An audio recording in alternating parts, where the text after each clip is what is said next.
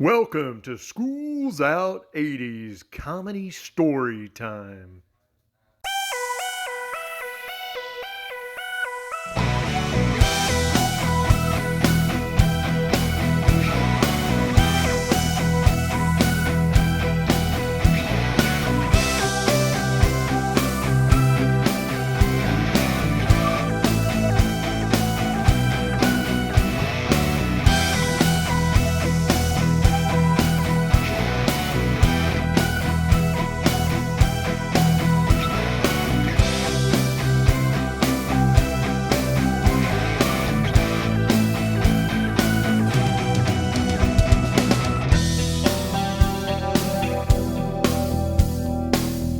Hey, everybody. Welcome to another episode of School's Out 80's Comedy Storytime.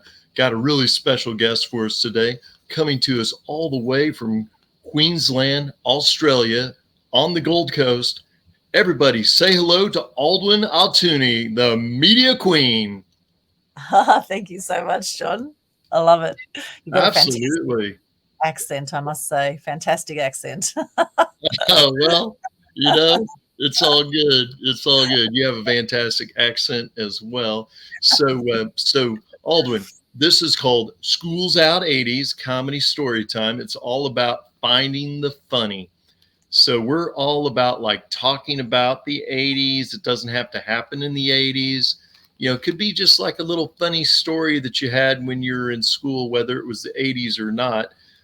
We're not asking anybody's age. Nobody wants to know my age. I'm probably a lot closer than most people's father than I am their, brother. But anyway, Aldwin, tell us about a funny story you had maybe when you were in high school. Sure. Okay. Well, when I was in high school, I was actually playing a lot of table tennis, believe it or not. I was a top junior table tennis player in Australia. Okay. And my dad used to say to me as a kid, he said, anger is danger. And so I used to get on a table tennis table as a way to release my anger. And I used to belt the hell out of the ball at this killer forehand smash.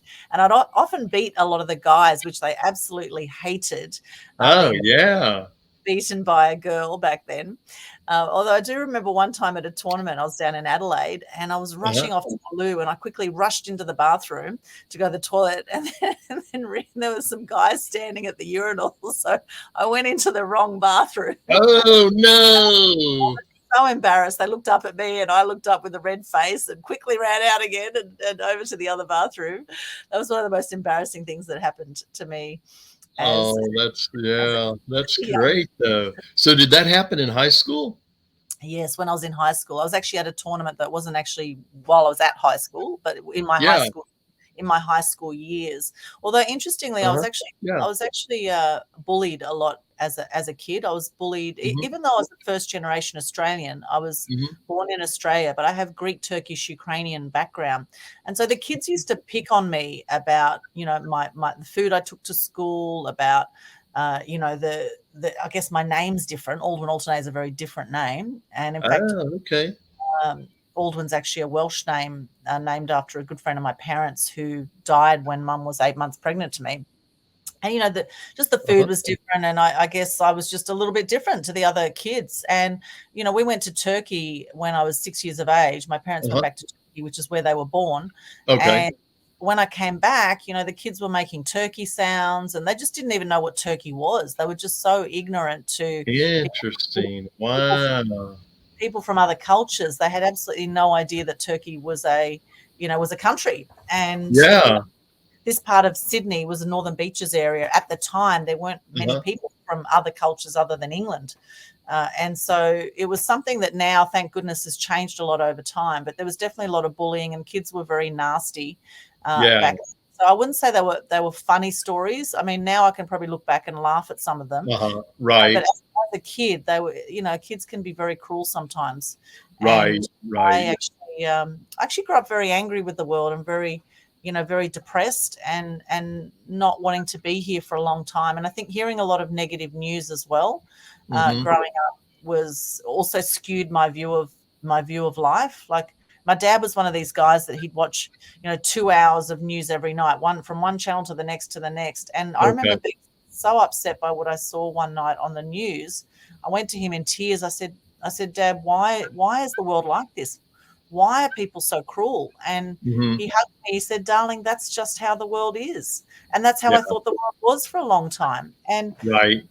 I guess over the years I've done a lot of personal development work, and I've learned to find the humor in things. And I always think that everything happens for us, not to us. There's always Sure. a lesson in everything, right? And I Yeah. can look back and I can look back now and I can laugh at some of the things that happened in my past. But at the time, they were actually, really hard to go through because I Oh, hadn't done any yeah. personal development work. And I didn't know back then that hurt people, right? Oh, yeah. Yeah. Hurt people. And so when people are being nasty, it's actually not about us at all. It's about them. And I used to Right. just take everything on board back then. Oh, But yeah. the thing that you're talking about like getting embarrassed, because you said get red faced, and Yes. I don't know if like a lot of the kids today really know what that's actually like, because Mm, they're exposed to so much at a young age. I don't know if they have like the shock value. Like you were shocked just to go into the guy's bathroom yes. and see the urinals. So had anybody ever told you there were urinals in the guy's bathroom? No, I didn't know at the time. I'd never been in one before, but I noticed there was definitely a different kind of smell in there than there was in the female bathroom. There Right. always seems Okay. to Okay. be a different smell coming out of the male bathroom. I've noticed ever since. Well, and this kind of brings it up to modern day, but here in the United States lately, they make it so confusing to know whether it's the guy's bathroom or the girl's bathroom. And Yes. and I'm a bit of a drinker, I'll just say it. And sometimes I really study it to make sure I'm not going in the wrong one. I'm like, is that a skirt or is that pants? And, and sometimes they have both individuals like it's a stick figure and they both have their legs crossed. And so then you're trying to determine, is that a shirt or a skirt? Like if it's a skirt, I'm going to be all red faced, and I'm already kind of red faced from drinking. And if it's a shirt, I'll be okay. But I feel like they make it kind of tough on you Oh, these oh, days with the whole bathroom thing. I mean, and some of these places don't even let you lock it. Like they don't even like they have a joint bathroom, but they don't have a working lock on it. And so that's mm, kind of intriguing as well. But you oh, mentioned like, yeah. being made fun of. I think all of us are made fun of to an extent. Like I have Mm. friends of mine that I've had for 10 plus years, and and they still kind of make fun of me a little bit. To the Right. bathroom point, I love what you said there because now we don't know what bloody gender we are. I mean, what do you identify as? A man, a woman, a chair? Like, what are you? Like, people just have no idea what the hell they are anymore. Are you Well, male, female? I'm Are in you just Texas and I'm a country boy. Even though I'm wearing this captain's hat and nobody else can see it, but you and I, but I'm a country boy. I mean, I live really close to two horse ranches. We typically go out to a horse ranch about once a week. My wife goes out 3 times a week, so we constantly hang out with horses. And okay? I'm definitely a country boy, and I grew up surrounded by a cornfield. So you Okay. grew up surrounded by the beautiful ocean. Yes. Well, I was in Sydney, which is one of the biggest cities in Australia, Oh, and sure. about 4 million people or so, which is probably quite small in American terms. I think America has over 200 million people. We have about 20 million people across Australia. And so Yeah. add another zero Yeah. to it. And I think the land space of Australia and the land space of America is about the same, with a lot less people. Although the middle section of Australia is quite unlivable. It's very, it's desert and it's arid and hot, etc. Ah, Um, okay. so yeah, so with the, I was looking at something that was kind of interesting. So I was studying a map of where you live on the Gold Coast, and yes, what I found that was kind of interesting to me is that there's a Sea World in Australia, yes, there is. and you know where Correct. SeaWorld's based? It's in America, isn't it? There's one in San America. Antonio, Texas. There you go. Okay. Yeah, that's one of the main locations. I mean, there might be other locations, but I know there's a corporate location in San Antonio. And Okay. but I just was like, SeaWorld in Australia. It just seems Yes. odd. Like you guys would need an American company in Australia to study like uh, nautical life, what have you, because like you guys could teach the people at SeaWorld stuff, I'm sure. Yeah, well, actually, SeaWorld is very close to the ocean here on the Mhm. Gold Coast, and we also have a movie world. We have a dream world, I saw and so that. movie world. So it's very much like the theme park capital of Australia. A bit like, I Oh, guess, wow. Orlando is a bit like that, isn't it? Orlando. When I went to Orlando, it felt a bit Yes. like it felt like a big Gold Coast when I went to Orlando. Yes. And Yes, it is. look, the good thing about SeaWorld is that they do rescue some of the animals that are being caught in in shark nets and things like that. Sometimes turtles get caught in there, dolphins get caught in there. Right. Right. They do help out with some of the sea animals that are injured and things like that. And birds, sometimes birds are injured. I've taken injured birds to SeaWorld for them to look after them. But Okay. on the flip side of that, for anyone who's seen Blackfish or who's seen, some of the documentaries about how they herd the dolphins in Japan, there's some really cruel practices that happen also to bring in dolphins, and some of those end up in SeaWorld, some of the baby dolphins that they don't slaughter when they herd them into this cove area in Taiji in Japan. Some of these dolphins do end up in SeaWorld, and it's kind of one of those things where, do we support zoos? Because SeaWorld in a way is like a zoo in a way. Sure. Yeah. Do we support it because we can see the animals, whereas we wouldn't generally see them out in the wild on our own? And I guess there is things about conservation and education and rehabilitation and helping them breed. There's positives to that, but then on a negative side, for anyone who's seen Blackfish, big fish are meant to be out in the ocean. They're meant to be swimming in the ocean, not in little pools, right? And Right. so very cruel for particularly a big whale to be swimming round and round and round in circles in a pool. They end up going crazy, and that's what Oh, yeah. the Blackfish movie was about. The documentary showed exactly that, where Sure. a big whale basically attacked one of the handlers after many years in captivity, and it would have just gone stir crazy. It's like us, if we put in a little prison cell and we've only got this tiny little bit of space to go around in, whereas you see these animals out in the wild, they go for miles, like, and they're free and they're beautiful. And personally, I would love to see more of them out in the wild and less of the hunting of the animals, which still happens to this day. That the Japanese are still hunting whales for scientific research, they say, and other countries, some of the Norwegian countries, etc., the Scandinavian countries also. So I do my bit for conservation there when it comes to that. So when we say, no worries. Hey, wanted to take it back to the 80s a little bit if I could. yes, So, so when you think of the 80s, what a fun decade that was. yes, A lot of good music. Couldn't have had the 80s if we wouldn't have had the 70s, because the 70s kind of kicked off the 80s. But when you think about the 80s, can you think of something funny that maybe happened to you like during that time or around that time or after that time? See, I'm not going to ask you your age.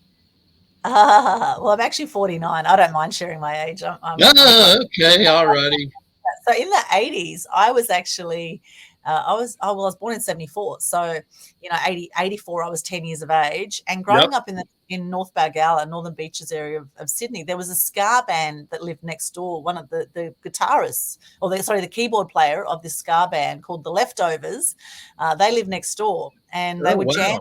He lived next door. They were jamming next door, this ska band, because back then punk and ska were really big. If you remember in the 80s, and bands like Madness, and there's some amazing, the Clash. Remember Rock the Casbah, songs like that. Yeah, are they an Australian band? Is the Clash? No, they're American. The Clash They are, okay. and Madness were an English band.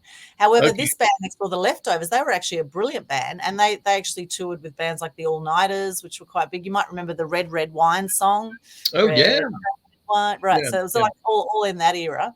And and I remember I'd be lying in my bedroom, and these guys would be jamming next door. They'd always been having such a good time. They'd have the music up loud, and they'd be being there. They'd be shaving each other's heads because they all love the, the skinhead. Some of them had the Oh, mohawk. yeah. Okay. Sure. Some of them had the skinheads. It was skinheads, and I always used to look over and admire them. And my mum would give me food to take over because that's a very, very European thing, is that we're very Oh, hospitable. yeah. Me food to take over to them. So I go over as a little girl and I go and take these skinheads and, these punks, go and take them some food, and they loved it. I'm sure they found it incredibly amusing. This young girl kept coming over with food all the time. Oh, they And probably, super helpful.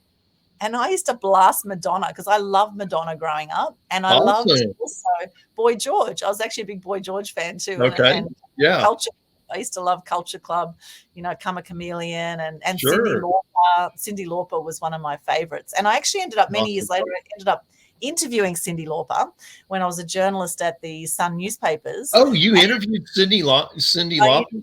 I did. I interviewed Cyndi Lauper, and I remember I asked her at the time, I said, why do you have a tattoo of a leopard on your leg? And she said, well, my grandma had a leopard skin coat, and I thought, well, it'll never go out of fashion. That was the thing on why she had a tattoo of a leopard on her leg. And I interviewed Russell Crowe once too, back in, it wasn't quite the 80s, a little bit after the 80s. He had a band called 50 Odd Foot of Grunt. It was actually early 2000s. Oh, okay. Russell Crowe was touring on the Gold Coast, and I asked him, what's it like being famous? What's it like being a celebrity? And he said, well, having paparazzi chase you as you're scratching your ass is not a fun part of the job, but that's what happens. You just imagine there's cameras on you everywhere, anywhere you go. Yeah. So there's absolutely no privacy. But yeah, the 80s, that was a really it was a really fun time for me. I think of Grease. I think of Olivia Newton-John. I used to love as well. Grease was an absolute classic from even though it was set in earlier than the 80s, but sure. It became very famous around then. And I used to watch things like The Sound of Music. I love that as well. As a kid growing up, and Chitty Chitty Bang Bang. These are all fond memories that come back to me. I think of some of these. Yeah. John Wayne. My dad was such a big John Wayne fan as well. We used to watch all the old cowboy movies, which you'd know where you're from, of course. That's where it all originated, didn't it? Around that area, the John Wayne movies. Well, yeah. When you think of the West, you think of like New Mexico, but right. Certainly a lot of stuff when you think of like real Western stories happened in like New Mexico, Arizona, and some of which happened in Texas, and even in Louisiana. But when they think of the West and they think about a Western, they're talking about like Arizona and New Mexico. So like right. Billy the Kid, he rode all through New Mexico on his horse. Okay. So I was sitting there trying to think of the real name of John Wayne, because it's a really strange name. Like his name is it's a stage name. And as a kid, I was a huge John Wayne fan. And when John Wayne died, oh my God, I cut out the article out of the newspaper. I put it in a scrapbook. You would think I lost a relative. I was so sad. Yes. I've just looked it up. It's Marion Robert Morrison. Marion. Yes, it's Marion. Like from, that's kind of like, nothing wrong with it, but it's kind of a sissy name. It's not a cowboy name. Yeah. So, and Robert means the rock, actually. His middle name, Robert. So Marion is interesting. It's Marion, Marion. So Marion, you think generally like Marianne, you think is a female name. So Marion would be like a male version of Marion or Marianne. And not too many people have that name. Like I'm not familiar with anybody that knows that name, but like a lot of Hollywood people grab, stage names. Rock Hudson, all the big ones had fake names. Yes, exactly. Yeah, it's interesting. And like Pink, and even Madonna Louise Kickone, I think was her. But there's a lot of stage names. A lot of different state. Yeah, Madonna Louise Kickone. Interesting that is actually her real name, Madonna. But Pink has a different name. I wonder what Pink's real name is. Right. So I want to hear more about Madonna, though. So were you and all like your girlfriends into Madonna in the 80s? Did you guys like dance like Madonna and dress like Madonna? Yeah, I did. I love Madonna. I thought she was amazing. Pink, by the way, just quickly, is Alicia Beth Moore. That's her real name.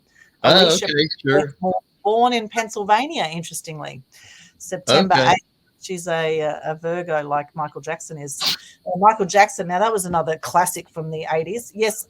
Yeah, were you a huge Michael Jackson fan? I was a Michael Jackson fan, and Thriller. I love Thriller and all of that. And Madonna, yeah, I used to love all the bangles. I used to, wear all the bangles. I used to have the wild colored hair when I was 16. I Right. dyed my hair. It was white, purple, black. I did all the crazy Sure. colors. I went through a few different stages. I went through sort of like a hippie stage, a punk stage, a bit of a goth stage. I didn't really know what I was. I just knew I wanted to belong somewhere, and I never felt I belonged anywhere. And so I tried on all these different, these different sort of personalities, I guess, or different appearances. And I just used to hang out with all the misfits as a kid. But yeah, I really liked the rebellious nature of Madonna. I loved her. I loved her sassiness and how she was just out there and brazen. And I mean, we've seen over the years, she's reinvented herself. And obviously, sex sells. I remember she did a few naked photo shoots for some magazines back then. And I remember how hairy she was when I looked at those photos. There were some photos she had, I think, in Dolly magazine way back in the day, or one of those, Yeah. Cosmopolitan or Cleo, or one of them. And she had the cowboy boots on, and she had nothing. And I think she had a hat on and nothing else on. And I just remember how hairy she was. And it was kind of a bit of a shock, when you see people clothed and then suddenly they're unclothed. And a friend of mine would say, it's okay to be hairy, just not scary. Right. She could get away with it. Just, yeah, she was Madonna. That's wild. She got away with it. That's how she cut her teeth, I guess, in the industry. She flashed herself first, and then, but she did have talent as well. And I mean, we've seen. Oh, she was a worker. So she used to take a cassette with all of her music on it, and she would go into clubs, dressed, I'm sure, like provocatively, and go up to the guy that was spinning the records and like, put my music in, please. Oh wow. She was forceful. She wasn't like, it didn't accidentally happen for Madonna. And so since you like Madonna, I'll share this story. So my buddy Sal, who will listen to this, he's in New York. He's actually in Queens, New York, which is where he grew up and where Madonna lived when she moved from Detroit. So she moved from Michigan to New York, and she lived in a synagogue, in a teaching synagogue building or whatever, like 2 houses away from my buddy Sal. So my buddy Sal grew up here. Madonna was living there when Sal was like 13 years old. And so he used to see her like walking around the neighborhood. And wow. Pretty wild. Yeah. And at that point, she was living with these guys, like these 4 or 5 guys. And the name of their band was called The Breakfast Club. Oh, The Breakfast Club. Right. And they have a record out, and they're good. I mean, they're good musicians, but they never saw Madonna as the star. Like for them, she played drums for them. And then she, went on to sing like 1 song a night or 2 songs a night. And she saw that like they were keeping her in a box, and she's like, you're gone, I'm gone. And she had her wings, and she became who she is today. And what a great story of like female empowerment, because everybody in the Breakfast Club was a male except for Madonna.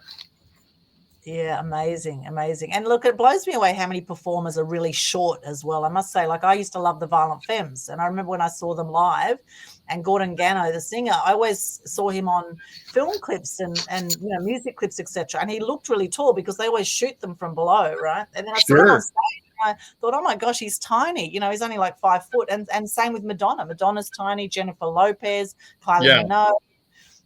All these people were really short, and it's interesting. It's also, they need to be heard, and so they go and perform, and they need to be on stage. They need to, in some ways, feel larger than life, and maybe it stems from some kind of insecurity about their height, perhaps. I don't know. Prince was a small guy too, but man, did he have a Yes. big voice, and he was an Oh, amazing guitarist. Oh my God. I Like, love Prince. oh, Yeah. mucho And respect for Prince. yeah, and Bon Jovi, he was short too. John Bon Jovi, he was really short too, apparently, and he was He also might very, be. I mean, he's, yeah. he's He was, Italian. Most Italian men are not that tall.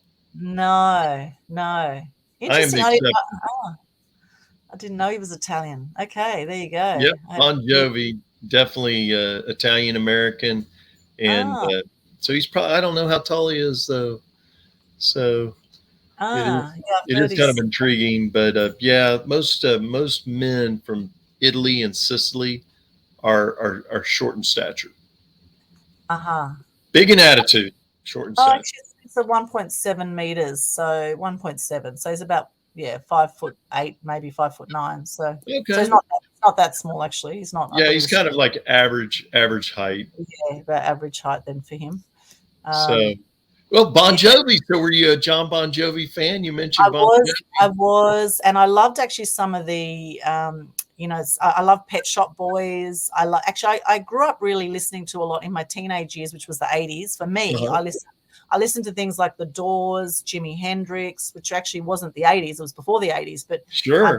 Janis Joplin, I loved all that kind of music, and then things, of course, like Led Zeppelin. Of course, we all love Led Zeppelin, and apparently Right. Yeah. most people lost their virginity to Stairway to Heaven. Apparently, that is a statistic. Most people have lost their virginity to that song. And actually, looking back, I think I actually lost my virginity to that song in the 80s. Okay. All right. Well, because the partner I had was right into Led Zeppelin, and he even had a big poster of Stairway to Heaven up on the wall. I remember very clearly. There And I you was go. only 13 back then, so that would have been 1987. Oh, okay. Okay. I'm And I trying did to remember. I did a radio show at 13 years of age as well. So Oh, wow. I did a radio show. It was a poetry show at Radio Manly Warringah in Sydney. And I had my Okay. first TV appearance in the 80s when I was 11 years of age. And I remember Oh, being wow. in the studio in Sydney. Here's a funny story for you. I was in Go the ahead. studio and there was a massive camera in the studio. And I remember the host turned to me. There's about 30 people in the studio in Sydney. And the host turned to me and said, Aldwyn, don't think of the 2 million people watching this right now. And so I looked at the camera and all I could see was 2 million people watching this right now. I totally froze. It was the worst interview ever. However, they did have a table in the in the studio. There was a tennis table there. My brother and I Sure. got on. We started playing forehand to forehand, and I thought, I'm just going to focus on this table tennis ball. I don't want to look at that camera with 2 million people there.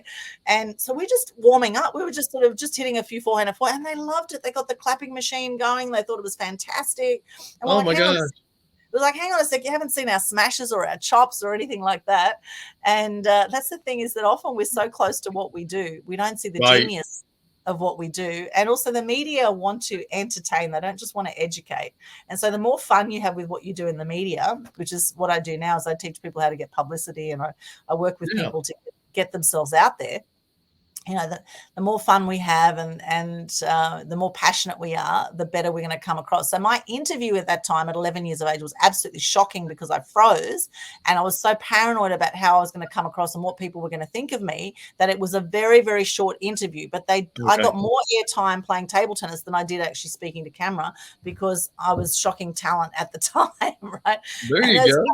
Cartoon Connection was quite big in Australia. They had a little little puppet that was in the show, and there was Simon Townsend's Wonder World. And I think of the 80s, I think of things like I Dream of Jeannie, and I think of George and Mildred. I think of Benny Hill. We used to love Benny Hill. Benny Hill, yeah. Hey, did you ever watch Dynasty? Yes, I did. Dynasty and the Love Boat. Oh my gosh, the Love Boat. Da-na-na-na. Actually, you look a bit like one of the guys in the Love Boat with that hat on at the moment. There you go. I'm wearing my captain's hat, folks. He looks like the skipper cap. And Gilligan's Island. Oh my gosh, Gilligan's Island. I used to love that show. Fun stuff. Okay, so we need to have a funny story. You've given us so many, but we love funny stories on my show. So think back to a time where maybe you had a blind date and something crazy happened. Well, I've been stood up. Would you believe? I've been stood up a few times on dates, which is quite unbelievable. However, it has happened a few times, and I just say, well, that's their loss. Sure. But here's a story. When we're in Turkey, when I was 6 years of age, which was 1980, my parents went back to Turkey for the first time in 10 years after they migrated to Australia. And this Turkish guy came to me and he said, "Sen Türksün." So he's asking me, "Am I Turkish?" And I said, "Ben Türk değilim." So I responded in Turkish that I'm not Turkish, right? Which would have totally bamboozled him because I grew up in Australia. And you were 6. I was 6 and I responded in Turkish and I said, "I'm not Turkish." So he's thinking to himself, what the hell? That's funny. And my dad didn't say anything at the time, but he just had a good laugh. And, that's funny. Yeah. That kind of, I want to parlay off that story. So I was in, I think Mexico. Was I in Mexico? No, maybe it was Jamaica. I was in Jamaica and I was on this little sailboat. Not, I didn't go out very far. It was just a little touristy sailboat, called it like a dinghy sailboat kind of thing. And I was out in it, and it was Jamaica. And this guy comes up in a little fishing boat, and he's like, "Hey, you want to buy some ganja, man? You want to buy some ganja, man? You want to buy some ganja, man?" And I look up at him, and I'm like, "No hablo inglés."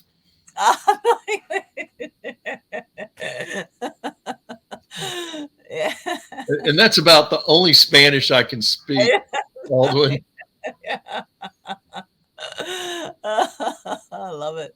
I'll tell you though, Jamaica's an interesting place. Okay, so I gotta believe, like, you went on a blind date, you're at a restaurant, something crazy happened, or maybe they took you somewhere that you weren't expecting, like when you're maybe even when you're in your early 20s.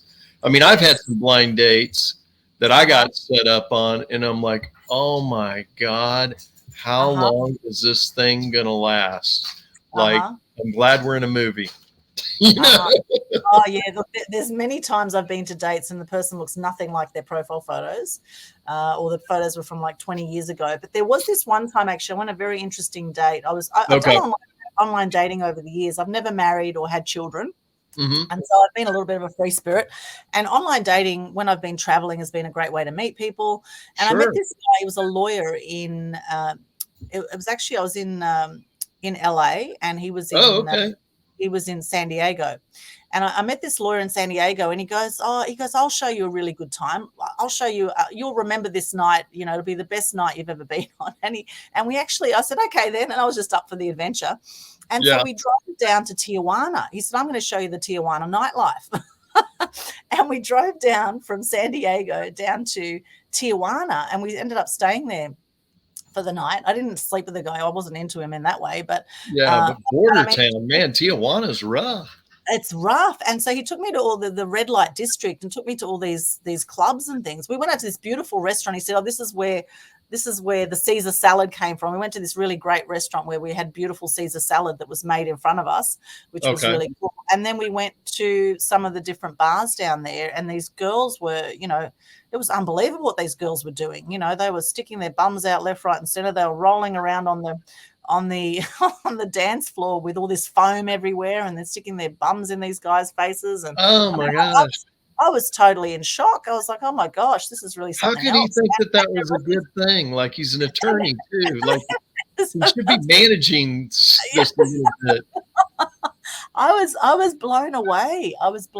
And I must say, I didn't really feel safe down there, but we just went in taxis. We stayed in the car each day. We just got taxis to wherever we go. That is so odd, because like San Diego has some of the most amazing restaurants and nightlife, and Tijuana is just known for crime for the most part. Yes. Well, I got to see the would you leave San Diego to go to Tijuana. Wow. Well, this lawyer was doing business down there, so he probably had a few criminal clients down in Tijuana. Well, you were there. Did he see a client or anything? Or no, we just went for the night and then came back the next day. But it really was quite an eye opener. Let's say I was very. That is so weird.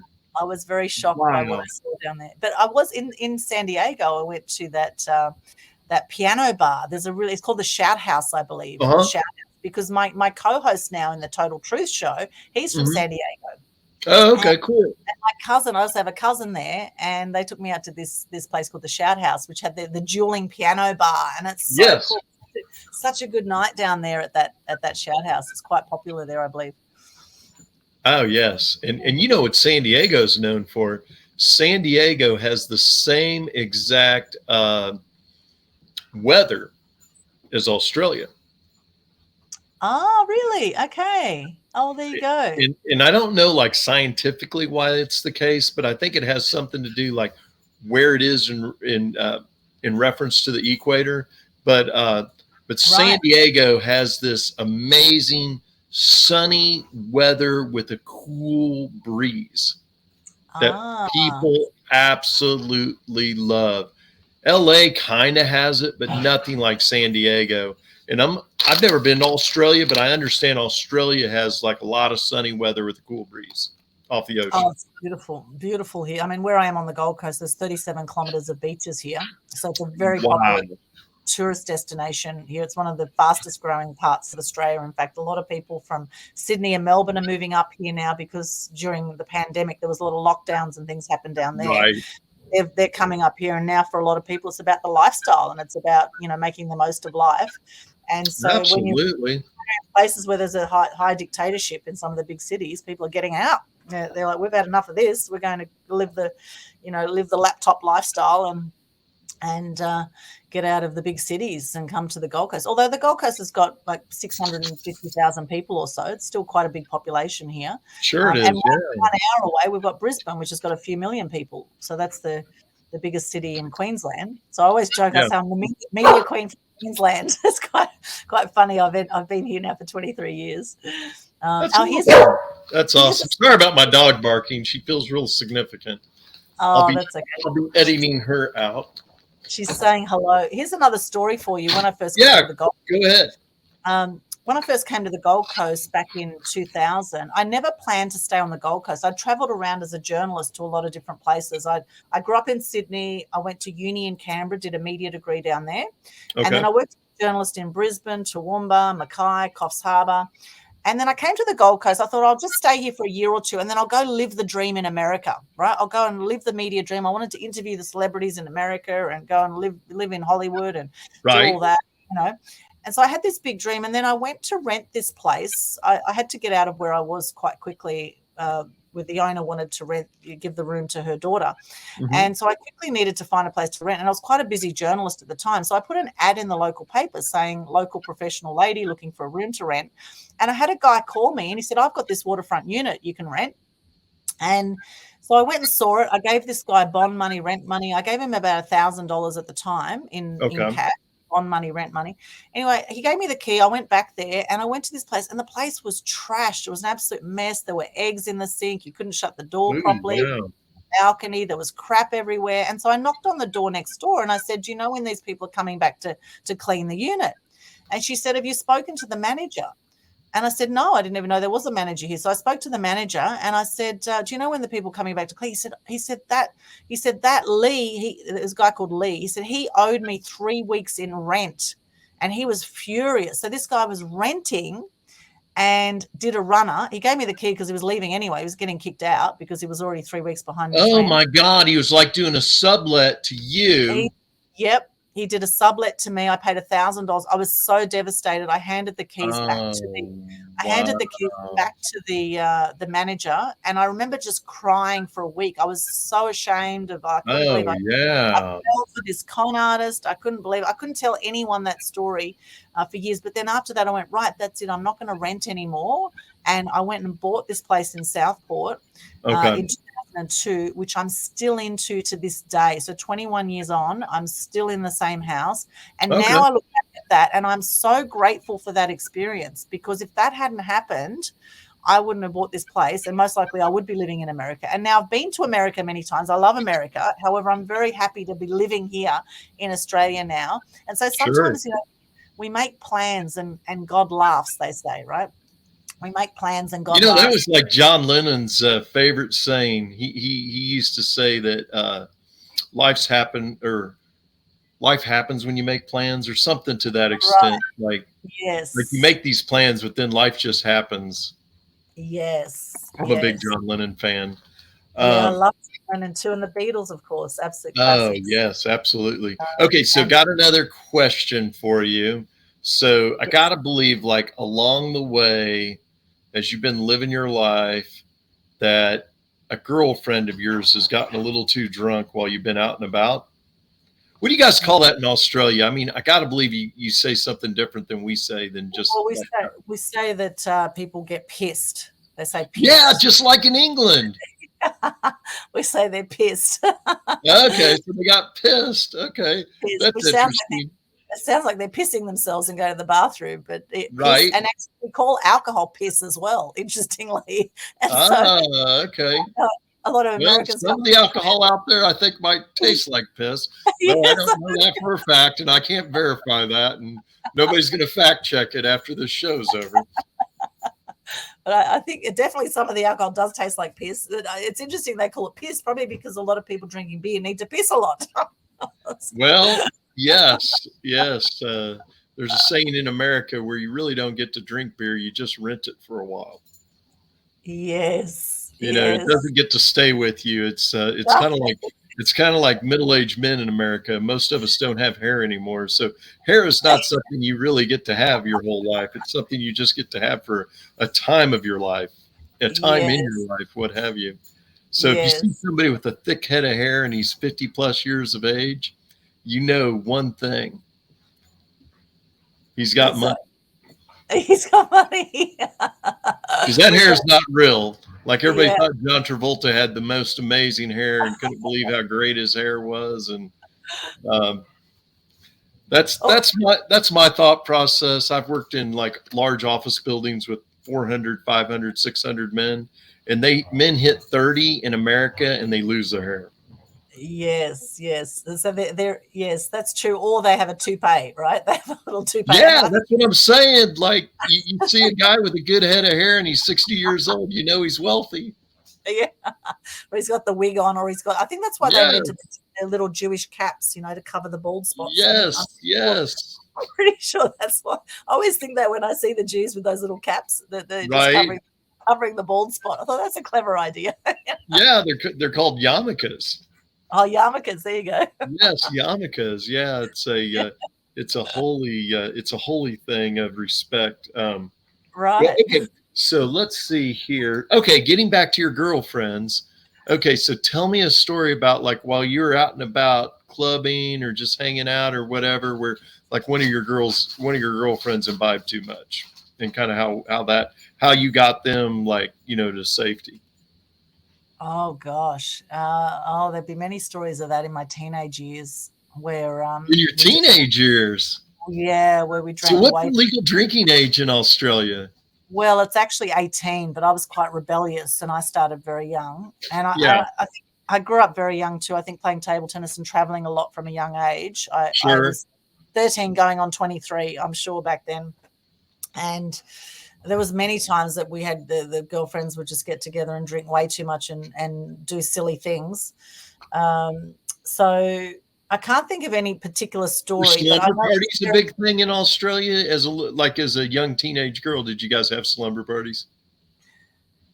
Yeah, although my dad always had a rule. I had a strict European father who didn't like me sleeping over at any of my girlfriends' places, and so I would always break the rules, go against the rules. And from 13 years of age, I was running away from home. I was jumping out of the window and running away and meeting up with my girlfriends from school, which was from North Bagala to Mossman High School. We'd meet up with the friends. One night, Dad got a phone call from the police saying, "Is this your daughter?" And I was like about half an hour away. I got on a bus and gone up to Mossman to hang out with my girlfriends. And so these kind of things happened a fair few times. And Dad had this rule: you're not allowed to sleep at anyone else's house. And I never understood it because all my girlfriends were sleeping at each other's houses. Right. And I would keep pushing the boundaries. And so one night I went to this Halloween party when I was 15. Okay. My girlfriend invited me to, and her brother was a drummer, and there was a big party house. And I came home at 5 a.m. So even though I didn't sleep the night, I came home while the sun was coming up. And Dad thought that I'd slept over, even though I hadn't actually slept. And the minute I got home, Dad said, "You're not my daughter anymore," and started throwing my stuff out of the house. Oh, wow. And Traumatic. Wow. this "Don't Get Me Wrong" song was playing. Don't get me wrong. Right, that song was playing on the turntable while I'm seeing my boyfriend with my best friend. And I Oh, literally no. was so upset, and I called my mum in tears. I said, "I can't handle it anymore." She said, "Come home." I changed my environment in year 12, and I went from Mossman High School to Forest High School, and then ended up working my butt off and got into a media degree and turned my life around. However, That's that was amazing, Aldwin. one of the best things my dad ever did for me, really, was to kick me out of home. Because if I was my dad, I would have kicked me out too, because I was so rebellious. Yeah. If you live in my house, you live by my rules. And so for me, it was a little bit the opposite. But I do remember as a kid one day. How did you guys get your alcohol? I'm just curious, because like it was kind of hard to get alcohol. Like, you remember the show MacGyver? Yes. Like you had to be like really secretive back in the day in the United States to get alcohol if you're under 21. Like you had to have a game plan and carry it out. It wasn't easy. An older brother, an aunt, drunk uncle. I had a friend called Paul. He was 16 and he looked like he was 26. And I used to ask him to buy alcohol for me. And they never checked the ID. They never really checked the ID. But I was also 13. I looked like I was 23. I looked at least 10 years older. Oh, wow. Okay. Teenager. But they didn't actually check your ID. I think they were just happy to make the sale here in Australia. It wasn't that strict on that. Oh, really? Okay. Because of the European influence. Well, now they probably get grilled for it, but back then, I guess interesting. So you had a friend, Paul, that looked 26. So I had a friend, Matt, who looked 31 when we were in high school. I mean, he looked so old. I don't even think they ever carded him. He was about 6'1", probably 270. I'm guessing he was like the biggest football player on our football team, and he could grow like a full beard. Wow. And I don't think he ever got carded. I think the guy would have been embarrassed to card him because he looked 31 when he was in high school. I mean, he looked so old. But so no stories about any of your girlfriends, like, passing out while you guys are out and about, or you got to rescue them from some scoundrel in a bar and you got to like grab them and get them to safety. Nothing. No. One of my girlfriends as a kid, girl called Laura. Now I remember when I went to her place for the first time, we blasted the Smiths. We played the Smiths, The Queen Is Dead, and the Smiths back on the Smiths, really back on cassette back then. We had the cassette and we used to just dance around to the Smiths like crazy. And then I got into things like Billy Bragg. I used to love Billy Bragg. Jane's Addiction. Jane's Addiction was another favorite back. The Cramps, Susie and the Banshees. I got into all those kind of The Cure. Some of the early Cure songs. I started to get into that. The Buzzcocks, some pretty out there bands. But I guess hanging out with creative people, and then my boyfriend there in Manly, the boyfriend was a drummer, so we used to just jam every night. We just party every night. We wouldn't go to bed until the sun was ready to come up. Right. And that's where I ended up sort of failing everything in year 11. But this is part of the roller coaster ride of life, isn't it? I mean, absolutely. I remember, a few embarrassing situations where I was just very drunk and could barely get up. And, there was one or two times that I kind of passed out, at different places where. Well, those stories are good. Do you remember enough to tell the story? Well, this person that I was living with at when I was 16, he ended up inviting me back to his 40th birthday party, and he's now in another relationship. And I got so drunk that night. Oh my gosh. Oh my God. So he's 40 and you're 16? No, I was 4 years younger than him. So I'm now 36, but I just remember being so drunk that night. Oh my gosh. I did throw up. How old were you when you were in the house though with him? I was only 16 back then. And how old was he? 15, 16. He was 20. He was 20. Okay, so he was 20, and he was living on his own and everything. I thought you were saying that you were 16 and you moved in with a 40-year-old. I was like, wow. No, he invited me back to his party in Sydney, when he was 40, when he was turning 40. He invited me to his 40th birthday, and by that stage, I'm now 36. So it was 20 years on from when I actually lived with him, and it brought back so many memories for me. I think I just kind of wiped myself out. I just drank so much, and particularly the champagne. That can be dangerous when you drink a lot of champagne, and you don't realize until it suddenly hits you that you've had too much. But nowadays, I'm happy to say I can control my alcohol nowadays, and I really don't like drinking that much. And as a journalist for many years, we used to go to all the VIP parties, and so we just used to get so much alcohol, and I'm sure that my liver has gone through quite a trial there over the years. Right. Alcohol. So yes, I've definitely passed out in some unusual places. All good.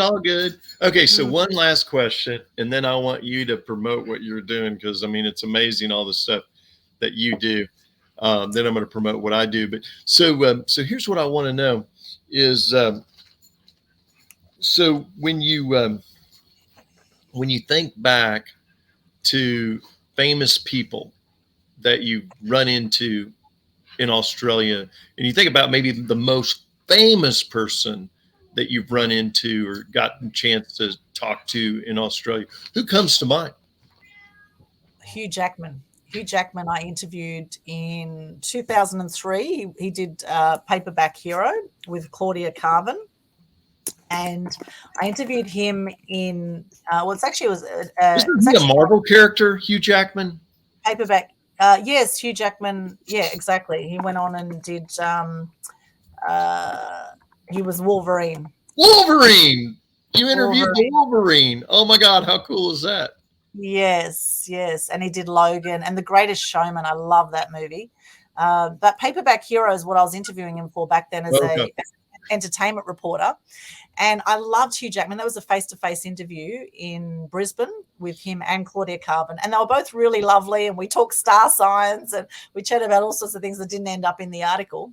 Oh, other things did end up in the article, but he was a really lovely guy, and that's very memorable for me. In fact, most of the celebrities I've interviewed over the years have been fantastic. They've been very humble.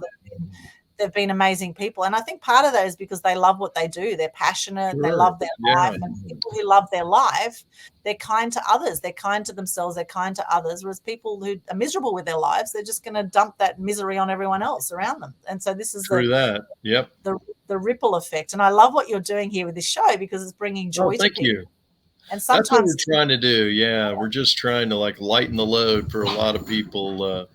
Yeah, it's beautiful. I think it's fantastic. And that wasn't me growling. That was my dog. Nice work. That's my little nice button. My dog was trying to have they like to show off in front of me. And yes. Yes. That's awesome. And my cat's meowing in the background as well. They all have to have their say. Cool. They just, they want your attention. Yes. Okay. So I'm going to settle these dogs down. Yes. So do this for me. Tell us, Aldwin, all the fun stuff that you're doing, all the exciting stuff you're doing. Promote away. We're going to have all your links and everything included in on this episode of School's Out, but we really want you to, be impactful on this and share all that you're doing. Yeah, baby. Okay, fantastic. Thank you so much. That's my little yes button again. I'll just press it. Oh, awesome.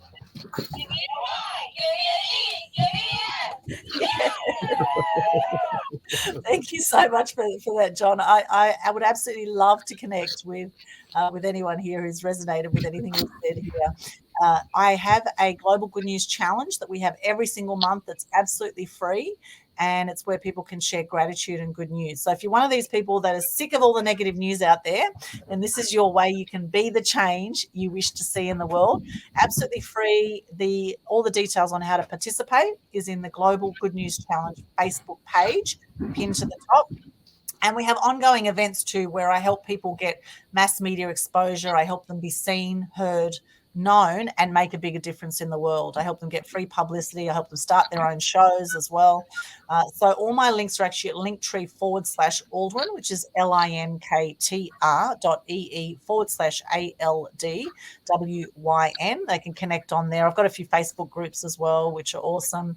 And stay connected. I'm on all the socials. So just Google me. You'll see Media Queen TV is one of my shows that I do, all about inspiring truth and good news. And also I do the Total Truth Show as well. I'm a co-host with a guy called Ken Kleinberg from San Diego. And we share the truth on all sorts of topics. In fact, one of our shows is called The Truth About the Truth, which is a really interesting one to check out. And love to connect. So thank you so much for this opportunity, John. It's been an absolute pleasure. Yeah, absolutely, Aldwyn. My pleasure. I'm going to go ahead and promote what I do. Yes.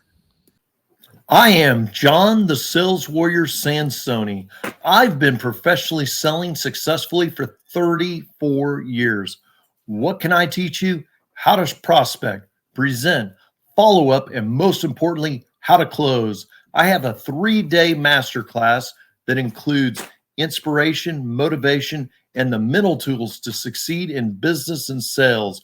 My course includes worksheets, audio, video, and can be taken in 30 action blocks. Also included, how to have greater confidence. My course should be $400. If you get it today, $99, and included my book for free. Once purchased, you'll get free monthly inspiration from me. Just go to saleswarriorinspire.com and order yours today. That's it. Back to the show.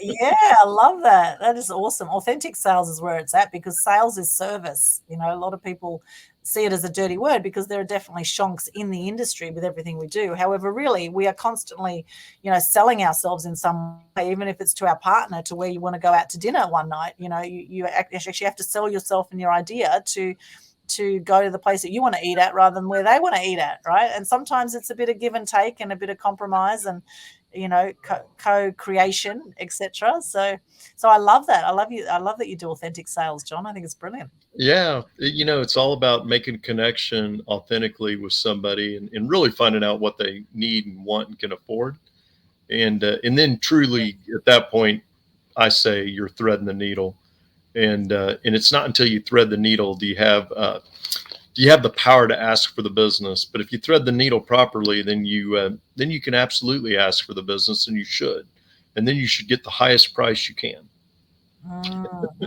at the most profit. Yeah, well, if people love what you do, they'll naturally want to pay you anyway. And if they absolutely, I'm a capitalist, but but I believe that people should get value. But they shouldn't get the cheapest price, or the cheapest product. You get the cheapest product with the cheapest price.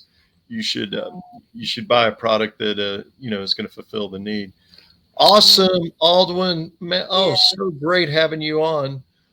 Thank you, John. It's been an absolute pleasure. I love the 80s, and it's brought back so many memories.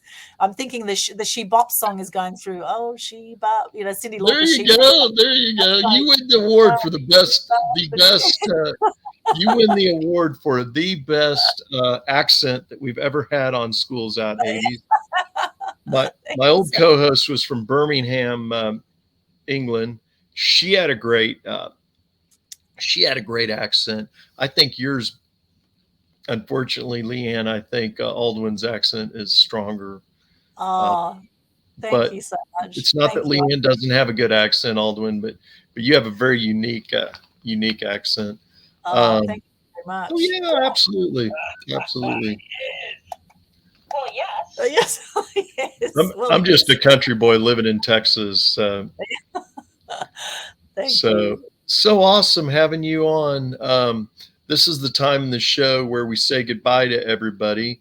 So for this episode of Schools Out 80s Comedy Story Time, we're coming to the wrap of it. Aldwyn, would you like to say bye to everybody?